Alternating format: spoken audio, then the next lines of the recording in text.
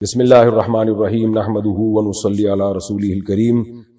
آج انشاءاللہ میں 29ویں پارے کا دوسرا رکوع یعنی سورہ ملک کا دوسرا رکوع انشاءاللہ میں شروع کروں گا حسب معمول، مختصر لفظی ترجمہ، مختصر گرامر کے ساتھ، پھر انشاءاللہ اس کی ہوگی تفسیر۔ هو الذی جعل لکم الارض ذلولا فامشوا فی مناکبہا۔ هو الذی، وہ اللہ، وہ ذات ہے، جعل لکم الارض، جس نے بنایا تمہارے لیے زمین کو، ذلولا، مسخر۔ ذلول اردو میں کیا کہتے ہیں؟ ذلیل، ذال سے ہوتا ہے یہ ذلیل، جس کو ہم اردو میں کہتے ہیں ذلیل۔ یہ گالی کے طور پہ یہ لفظ استعمال ہوتا ہے، لیکن اصل میں یہ گالی نہیں تھی۔ ذلیل کہتے ہیں جو مسخر ہو، اور چونکہ جو مسخر ہوتا ہے وہ غلام بھی ہوتا ہے، تو عام طور پہ غلام کی وہ عزت نہیں ہوتی جو آقا کی ہوتی ہے، کیونکہ مسخر ہے آپ کے لیے، وہ آپ کی خدمت پہ مامور ہے۔ تو جو بھی مسخر ہوگا، جیسے اللہ نے شہد کی مکھی کے لیے فرمایا کہ فَاسْلُكِي سُبُلَ رَبِّكِ ذُلُولًا، اے مکھی تو اللہ کے متعین راستوں پر چل۔ ذُلُولًا وہاں بھی ذلیل کا لفظ ہے، ذلیل کی جمع ذُلُل، جو تیرے لیے مسخر کر دی ہم نے، تیرے تابع کر دیے۔ تو اب جو تابع ہوتا ہے، ماتحت ہوتا ہے، تو اس کو بھی ذلیل، یعنی ذلیل کا اصل معنی یہ ہے، لیکن یہ لفظ پھر گالی کے طور پہ استعمال ہونے لگا، ذلت، کیونکہ جو ماتحت ہوگا ظاہر ہے وہ کمتر ہوتا ہے۔ تو آپ نے کسی کو، کسی عزت دار آدمی کو جب برا بلا کہنا ہوتا ہے تو آپ کیا کہتے ہیں؟ تو تو غلام ہے، تو ذلیل ہے۔ تو اس لیے یہ لفظ اردو میں اب گالی کے طور پہ یوز ہونا شروع ہو گیا، لیکن اصل معنی اس کا ہے مسخر، ماتحت۔ تو اللہ فرماتے ہیں جعل لکم الارض ذلولا، اس نے بنایا تمہارے لیے زمین کو ذلول، یعنی مسخر کر دیا، تابع بنا دیا، جیسے جانور فرما بردار ہوتے ہیں ایسے۔ فَامْشُوا فِي مَنَاكِبِهَا، پری ہوتی ہے نا بہت طاقتور، اس کے کندھے پہ سوار ہو کے آپ بالکل کنٹرول میں لیا ہوا ہوتا ہے آپ نے۔ اللہ کہتے ہیں ایسے زمین ایسے تمہارے کنٹرول میں دی ہوئی ہم نے، تم اس کے کندھوں پہ سوار ہو کے چلو۔ وَكُلُوا مِن رِزْقِهِ، اور کھاؤ اس کے رزق کو، اسی زمین سے تمہیں رزق ملے گا۔ وَإِلَيْهِ النُّشُورُ، لیکن لوٹنا اسی کی طرف ہے، نشر اسی کی طرف ہوگا تمہارا۔ أَأَمِنْتُمْ، آ کا مطلب کیا؟ امنتم، امن میں آ گئے تم، یعنی بے خوف ہو گئے تم۔ من فی السماء، اس ذات سے جو آسمان میں ہے، یعنی اس ذات سے جو آسمان میں ہے تم بے خوف ہو گئے۔ ان یخسف بکم الارض، ان سے پہلے من محذوف ہے، یعنی اس بات سے تم بے خوف ہو گئے، من ان یخسف بکم الارض، یہ ان یخسف جو ہے وہ بدل ہے من سے، یعنی وہ ذات جو آسمانوں میں ہے اس سے تم بے خوف ہو گئے، یعنی اس بات سے تم بے خوف ہو گئے، ان یخسف بکم الارض، کہ وہ تمہیں زمین میں دھسا دے۔ تم اللہ تعالیٰ سے بے خوف ہو گئے، یعنی اس بات سے بے خوف ہو گئے کہ اللہ کیا کرے، تمہیں زمین میں دھسا دے۔ فَإِذَا هِيَ تَمُورُ، پس اچانک وہ کانپنے لگے۔ اِذَا هِيَ یا اِذَا ہوا، میں نے بتایا نا بار بار گرامر کے لیکچرز میں بھی کہ یہ مفاجات کے لیے، فوراً کوئی کام ہوتا ہے تو اس کے لیے یہ لفظ استعمال ہوتا ہے۔ فَإِذَا هُمْ اِذَا إِلَىٰ رَبِّهِمْ يَنْسِلُونَ، اچانک وہ اپنے رب کی طرف دوڑیں گے، تو اچانک کے معنی میں فَإِذَا هُمْ، فَإِذَا هِيَ اچانک وہ، تمور، مار یمور مورن، 27ویں پارے میں بھی یہ لفظ آ چکا ہے کہ سورہ طور میں تمور کا لفظ وہاں بھی آ چکا ہے کہ کانپے گی زمین۔ اب میں آسان ترجمہ دوبارہ کرتا ہوں، کیا تم بے خوف ہو گئے اس ذات سے جو آسمان میں ہے، یعنی اللہ سے بے خوف ہو گئے اس بات سے کہ وہ تمہیں زمین میں دھسا دے۔ فَإِذَا هِيَ تَمُورُ، اور پھر وہ اچانک وہ کانپنے لگے، یعنی کانپے اور تمہیں زمین میں دھسا دے۔ ام امنتم، یا تم اس بات سے بے خوف ہو گئے، من فی السماء، یعنی اس ذات سے بے خوف ہو گئے جو آسمانوں میں ہے۔ کس بات سے؟ یعنی اس ذات کی کس عمل سے تم بے خوف ہو گئے؟ ان یرسل علیکم حاصبا، کہ وہ تم پر بہت تیز ہوائیں بھیجے، طوفان۔ فستعلمون کیف نذیر، تو تمہیں پتہ چل جائے میرا ڈرانا کیسے تھا۔ یہ نذیر اصل میں تھا نذیری، نذیر ڈرانے کو کہتے ہیں، ڈرانے والے کو بھی کہتے ہیں اور ڈرانے کو بھی کہتے ہیں۔ تو نذیری یا محذوف ہے یہاں پہ، اسی لیے را کے نیچے زیر ہے جو دلالت کر رہا ہے کہ یا حذف ہوئی۔ فستعلمون کیف نذیر، تو تمہیں پتہ چل جائے گا میرا ڈرانا کیسے تھا، یعنی تم اس بات سے بھی تم بے خوف ہو گئے ہو کہ تمہیں زمین میں دھسا دیا جائے، یا تم اس بات سے بے خوف ہو گئے ہو کہ تم پر کوئی تیز ہواؤں کا طوفان بھیج دے، یعنی تمہیں ڈر کیوں نہیں لگتا؟ تو فستعلمون، عن قریب پتہ چل جائے گا میرا ڈرانا کیسے تھا، یعنی اگر یہ طوفان آ جائیں تو پتہ چل جائے گا تمہیں کہ میں جو ڈرا رہا تھا وہ صحیح ڈرا رہا تھا تمہیں۔ وَلَقَدْ كَذَّبَ الَّذِينَ مِن قَبْلِهِمْ، تحقیق جھٹلایا ان لوگوں نے جو ان سے پہلے گزرے ہیں۔ فَكَيْفَ كَانَ نَكِيرٌ، کیسا ہوا، کیسی ہوئی میری پکڑ۔ نکیر بھی نکیری تھا اصل میں، یا حذف ہو گیا، تو را کی زیر کو باقی رکھا گیا یہ بتانے کے لیے کہ یہاں یا حذف ہے، ورنہ اصل میں یہاں زیر بنتا نہیں ہے اعراب کے لحاظ سے. جو گرامر کی ڈیپ میں جائیں گے تو یہ باتیں سمجھ میں آتی ہیں، لیکن آپ کو جتنی گرامر میں نے بتائی ہے قرآن سمجھنے کے لیے اتنی کافی ہے. فَكَيْفَ كَانَ نَكِيرٌ، تو کیسا ہوگا میرا کیسا ہوا میرا ڈرانا. پچھلی امتوں کے حالات دیکھ لو. اولم يروا الى الطير، کیا انہوں نے دیکھا نہیں الى الطير پرندوں کی طرف، فوقہم جو ان کے اوپر ہیں، صافات، صف یصف، صفن کا معنی پھیلانا، لائن میں لگنے کو بھی صف کہتے ہیں. حدیث میں آتا ہے جب نبی صلی اللہ علیہ وسلم نماز کے لیے آتے تو آپ صحابہ سے فرماتے الا تصفون کما تصف الملائکہ، تم ایسے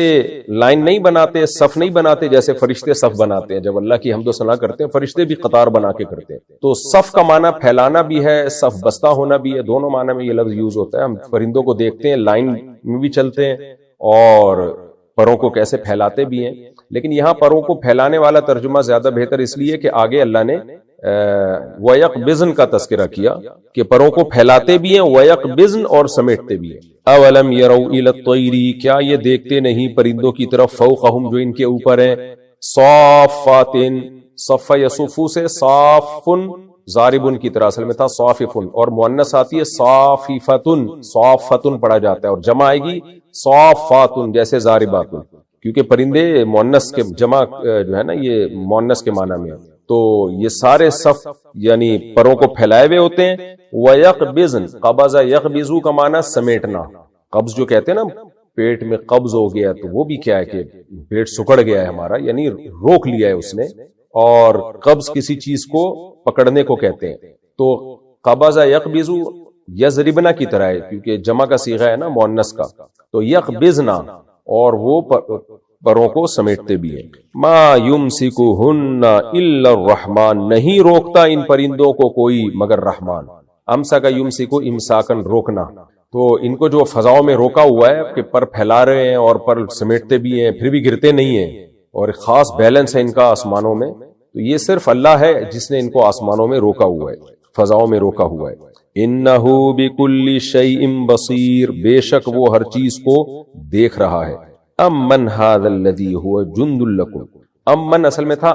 من، الگ ہے من الگ ہے. کیا من وہ شخص، ھذا الذی ھو جند لکم، کیا کون ہے ایسا شخص، من کا معنی کون، ھذا الذی جو ایسا ہے، اللہ اشارہ کر کے کہہ رہے ہیں امن ھذا الذی، کیا کوئی ہے ایسا، ھو جند لکم جو تمہارا لشکر بن جائے. یعنی کیا کون ہے ایسا، اردو میں ہم آسان ترجمہ کریں گے کیا کوئی ایسا ہے کہ وہ تمہارا لشکر بن جائے، ینصرکم اور تمہاری مدد کرے، من دون الرحمن رحمان سے ہٹ کے. یعنی جب کوئی عذاب آئے تمہارے اوپر، اللہ تمہیں عذاب دینا چاہے، تو کیا کون ہے ایسا شخص جو تمہارا لشکر بن کے اللہ کے خلاف تمہاری مدد کرے. ان الکافرون الا فی غرور، نہیں ہے کافر مگر دھوکے میں پڑے ہوئے. ان کے بعد جب الا آتا ہے نا تو ان نفی کے معنی میں ہوتا ہے، یعنی ان الکافرون الا آ رہا ہے نا تو ان کا معنی کیا ہوگا، نہیں ہے کافر مگر فی غرور دھوکے میں پڑے ہوئے. ام من ھذا الذی یرزقکم، کیا کوئی ہے بھلا ایسا جو تمہیں روزی دے، ان امسک رزقہ، اگر وہ اللہ روک لے اپنا رزق. کیا کوئی ایسا شخص ہے جو روزی دے تمہیں اگر اللہ روزی روک لے. بل لجو، لجا یلجو،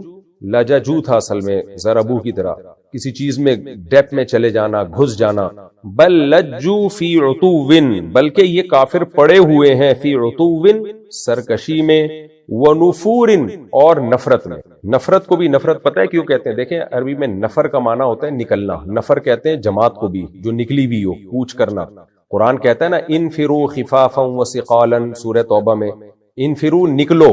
چاہے ہلکے ہو یا بوجھل ہو، اللہ کی راہ میں نکلو. تو نفر ینفرو کا معنی اصل میں ہوتا ہے کوچ کر جانا. تو یہ لفظ نفرت کے معنی میں اس لیے استعمال ہوتا ہے کہ جب کسی کو نفرت ہوتی ہے نا آپ سے، تو گویا وہ بھی آپ سے ہٹ کے دوسری طرف جانا شروع کر دیتا ہے. تو اسی کو نفر یعنی نفرت کا لفظ کا جو اصل میننگ ہے وہ نفر سے نکلا ہے، نفر. تو نفر کا اصل معنی ہوتا ہے کوچ کرنا. تو نفرت کرنے والا بھی آپ سے ہٹ کے کہیں اور جا رہا ہوتا ہے، اس لیے ہم کہتے ہیں یہ نفر یعنی بھاگ رہا ہے یہاں سے.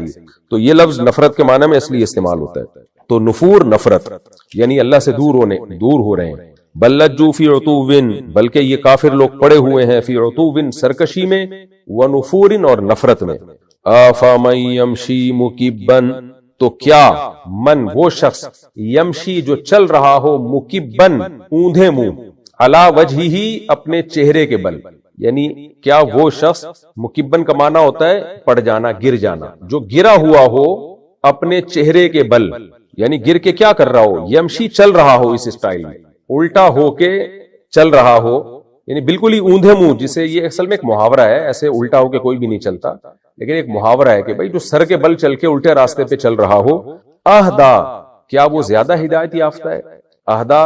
ازربو کی طرح، اس میں تفضیل، دوسرے کے مقابلے میں زیادہ ہدایت یافتہ، تو کیا وہ اصل میں تھا اہدیو، کیا وہ زیادہ سیدھے راستے پر ہے، ام من یمشی یا وہ شخص یمشی جو چل رہا ہو سوین برابر سرابر، یعنی صحیح طریقے سے نیچرل وے میں، علی صراط مستقیم برابر سیدھے راستے پر، یعنی وہ شخص جو چہرے کے بل اوندھا چل رہا ہو وہ زیادہ سیدھے راستے پر ہے، یا وہ شخص زیادہ سیدھے راستے پر ہے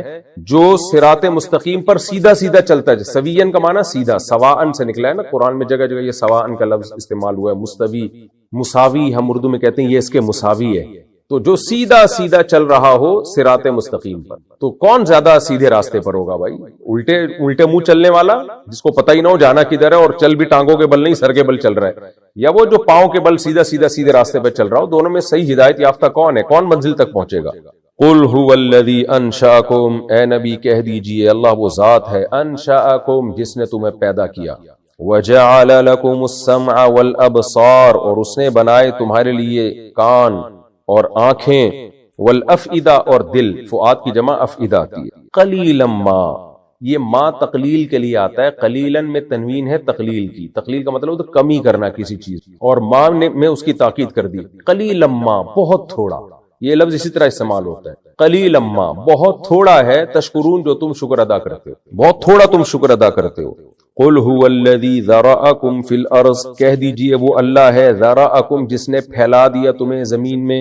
ذریت اسی سے نکلا ہے، اولاد اور نسل کو کہتے ہیں کیونکہ وہ پھیلتی ہے، ذرأکم فی الارض جس نے پھیلا دیا تمہیں زمین میں، وإلیہ تحشرون اور اسی کی طرف تم لوٹائے جاؤ گے، جمع کیے جاؤ گے، وَيَقُولُونَ مَتَىٰ هَٰذَا الْوَعْدُ یہ لوگ کہتے ہیں یہ وعدہ کب پورا ہوگا، کب ہم جمع کیے جائیں گے، ان کنتم صادقین اگر تم سچے ہو، اگر تم اپنے دعوے میں سچے ہو کہ ہم قیامت میں جمع کیے جائیں گے تو بتاؤ کب، ڈیٹ بتاؤ۔ قل اے نبی آپ کہہ دیجئے انما العلم عند اللہ، اس کا علم تو صرف اللہ کے پاس ہے، وَإِنَّمَا أَنَا اور میں تو صرف نذیر مبین واضح طور پہ ڈرانے والا، فَلَمَّا رَأَوْهُ پس جب یہ لوگ دیکھیں گے، رَأَوْهُ اس عذاب کو یعنی اس قیامت کو،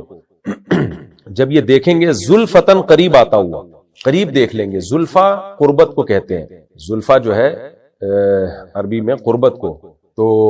یہ لفظ قرآن میں پہلے بھی استعمال ہوا ہے، ما نعبدهم الا لیقربونا الی اللہ زلفا، مشرکین کہتے تھے ہم ان بتوں کی عبادت کرتے ہیں تاکہ لیقربونا الی اللہ، یہ اللہ کے قریب کر دیں ہمیں، زلفا قرب کے اعتبار سے، یعنی اللہ کا قرب ہمیں عطا کر دیں، تو یہ لوگ جب اس کو اپنے قریب آتے ہوئے دیکھیں گے، سیئت وجوہ الذین کفروا بگڑ جائیں گے ان کے چہرے جو جنہوں نے کفر کیا، ساء کا معنی برا ہونا، سیئا یہ اصل میں تھا سوویئا، ساء اصل میں تھا سواء،